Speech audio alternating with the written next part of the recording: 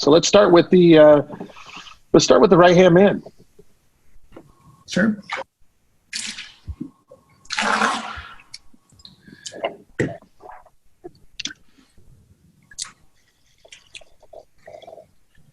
So Right Hand Man is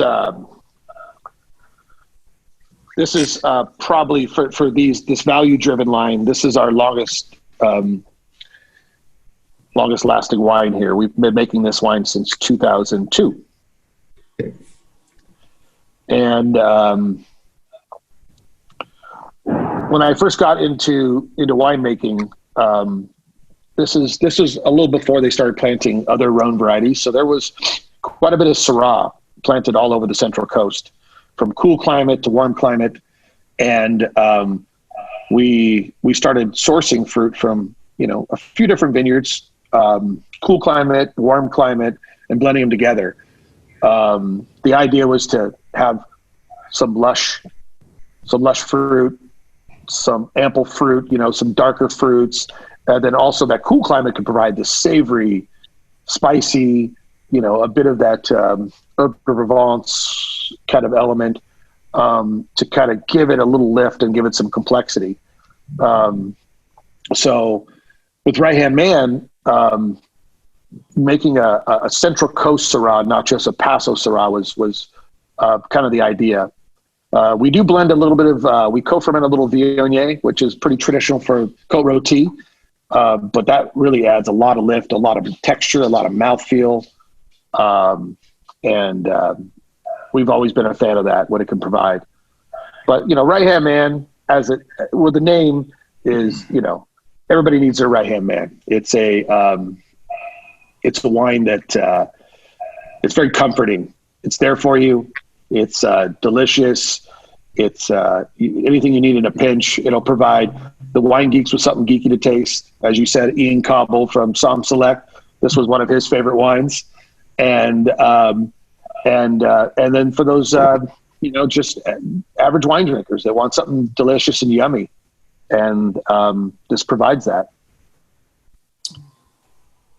Certainly, Syrah is such a big part of what we do here, and it finds its way into many other varietals, even single varietals here, just in small doses, just to add texture, add weight, add mid-palate stretch, finish. I haven't had the 17 in a long time. I'm picking up quite a bit of whole cluster fermentation here now. I'm picking up a little spicy, peppery, a little different. We've been so fixated and focused on the 2018 right now because we just got that in bottle at the beginning of May. So it's nice to revisit a vintage that I haven't tasted in a while, and definitely picking up a little more cool climate, kind of spicy note from Santa Barbara County on the Right Hand Man right now. Yeah, definitely showcasing a little bit more of a smoky, bacony note in the background too, which I noticed. The savory elements, as we say it, as winemakers, we say there's baby fat, meaning that there's some plush, some overt fruit in the beginning once you put something in bottle when it's young. But as that baby fat starts to subside, the other elements that you blended in, the savory components, the pepper, the spice, the bacony, smoky elements start to come back, and we're at that point now. Yeah. Yeah, and that was going to be kind of my follow-up question about this wine definitely seems to be very age-worthy, that it's going to evolve over time in bottle, that, if you're going to taste this 5 years down the road, it's going to have, like you said, that baby fat kind of trimmed off. Do you sort of expect some of the same out of the 2018 vintage? And what are maybe some of the potential differences between your 2018 vintage and the 2017 vintage? Big difference. That's a good question. So 2017 was an extremely hot year. It was, let's go back. So as winemakers, we always, when we look back at different vintages going down, 20 years now for me, we absolutely always remember the most difficult vintages. That's the way we that's how we do, if we talk about 17, instantly I go to, couldn't pick fast enough. It was extremely hot.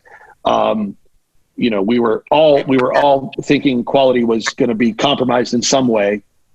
We were, terrified. We were losing blocks. We lost we lost a whole block of Graciano in 24 hours. It went from full big grapes to raisins in 24 hours. It was that extreme heat that hit. So when we think about 17, it was a very hard, it was where you had to earn your money as a winemaker. And, but luckily where we grow grapes and how we make wine, and we had wines that were definitely ended up with underlying freshness and an underlying balance, even though they were extremely ripe, sugar wise coming off the vine. There was enough there to keep them balanced. And then 18, going to 18, it was, I don't remember a lot of like major things going on with the vintage outside that it was hot when we needed it to be hot. It was cool when we needed it to be cool. It was kind of that perfect vintage, and we can pick, I mean, realistically, like if you said, we could pick, the fruit could be still hanging on the vine if it was just the same season, keep going at this point. It was one of those years where we could have just let the grapes hang out there for a long time. But what we have in 18 is we have purity.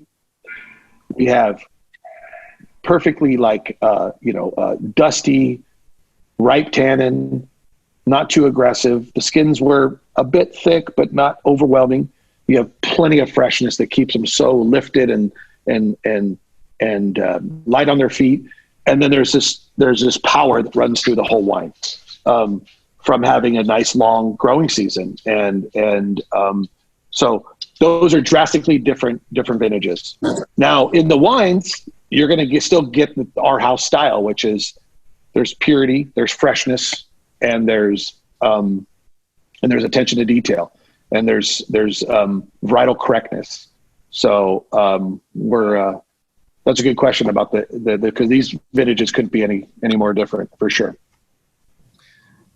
Yeah, no, it seems that way. And Adrian, maybe this is a question for you as well.